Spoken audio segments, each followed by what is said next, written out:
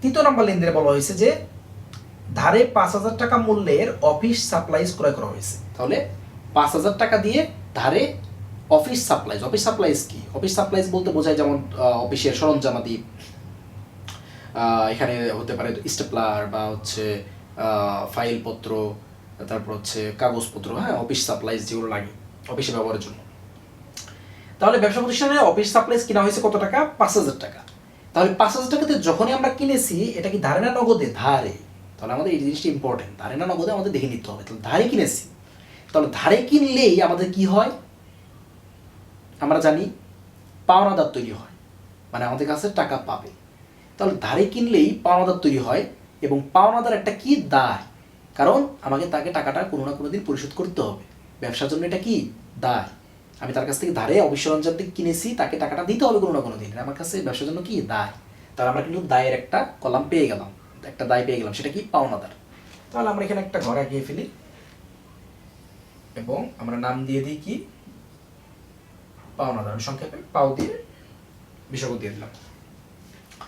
তাহলে পাওনাদার আমরা একটা পেয়ে গেলাম। এবং অফিস সরঞ্জাম, অফিস সরঞ্জাম কিন্তু একটা সম্পদ ব্যবসার জন্য। তাহলে এই সম্পদ একটা ঘর আমরা পেয়ে গেলাম, আর একটা কি? Office supplies. তাহলে অফিস সাপ্লাইজের জন্য আমরা একটা এখানে ঘর আঁকাবো সম্পদের ঘরে, সেটা কি?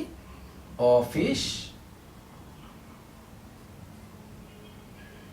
সাপ্লাইজ। Office supplies. তাহলে এখানে বলছে ধারে কিনা হয়েছে 5,000 টাকার অফিস সরঞ্জাম দিয়ে। তাহলে ধারে কেনার ফলে অফিস সাপ্লাইজ তো আমাদের বেড়েছে, সম্পদ তো বেড়েছে যেটা কিনেছি আমরা 5,000 টাকার। অন্যদিকে দায়টাও বেড়েছে। তাহলে দুইটাই বেড়েছে। তাহলে অফিস সাপ্লাইজ একদিকে সম্পদ বেড়েছে আমার, তাহলে অফিস সাপ্লাইজ কত টাকার বেড়েছে? 5,000 টাকার। প্রতিটা জিনিসই আমরা দেখাবো কিসের মাধ্যমে? ক্যালকুলেশনের মাধ্যমে, ম্যাথমেটিক্যাল ফিগারের মাধ্যমে। এখানে আমাদের উদ্দেশ্য তো হচ্ছে সমান সমান করা দুই পাশে। তাহলে এক্সকিউজ মি,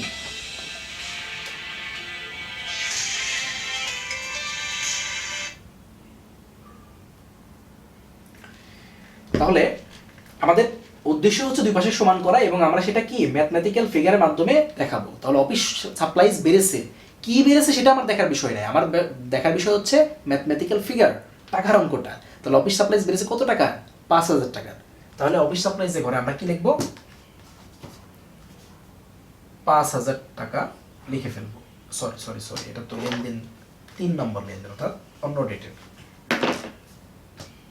তাহলে 3 নম্বর লেনদেনে এসে আমাদের অফিস সাপ্লাইজের ঘরে কত টাকা বাড়লো?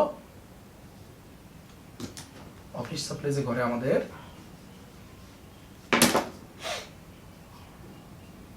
5,000 টাকা বেড়ে গেল, এবং আমাদের ধারে যেহেতু কিনেছি সেহেতু আমাদের দায় বৃদ্ধি পেয়েছে। তাহলে দায়টা, সেই দায়টা কি? পাওনাদার। তাহলে পাওনাদারের ঘরে আমাদের কি হবে? 5,000 টাকা। পাওনাদারের ঘরেও 5,000 টাকা বসবে, কারণ দুইটাই বৃদ্ধি পেয়েছে। আমরা এখানে খেয়াল রাখবো যে বৃদ্ধি পাচ্ছে নাকি হ্রাস পাচ্ছে। আমাদের দায়ও বৃদ্ধি পাচ্ছে ধারে ক্রয়ের ফলে, সম্পদ বৃদ্ধি পাচ্ছে। যদি হ্রাস পেত তাহলে কিন্তু আমরা মাইনাস ফিগার দিয়ে দিতাম। সাপোজ দায় আমরা পরিশোধ করে দিচ্ছি অন্য একটা ডেটে, তখন কিন্তু কি হবে? দায়ের ঘরে ওই টাকাটা বসে ওই ডেটটা দিয়ে মাইনাস ফিগার হবে। তাহলে আমাদের বুঝতে হবে যে বাড়তেছে না কমতেছে। আচ্ছা, তৃতীয় নাম্বার লেনদেন শেষ। এবার যদি আমরা ইকুয়াল করি, আমরা দেখতে পারবো যে সম্পদের ঘরে নগদের ঘরে আমরা কি? 50,000 বিয়োগ 30,000 20,000, ভূমির ঘরে 30,000, তাহলে 50,000, সাপ্লাইজের ঘরে 5,000, 55,000, টোটাল 55,000 আমার সম্পদ। ইকুয়াল টু দায় 5,000, মালিকানা সত্ত্ব 50,000, 55,000। তাহলে 55,000 ইকুয়াল টু 55,000, সম্পদ সমান সমান দায় যোগ মালিকানা সত্ত্ব, মিলে যাবে। তাহলে আমাদের মেন জিনিসটা যেটা আমাদের দেখতে হবে, আমাদের উদ্দেশ্য থাকবে ফার্স্টে হিসাব সমীকরণে সম্পদ সমান সমান দায় যোগ মালিকানা সত্ত্ব বের করা। সেটা কি?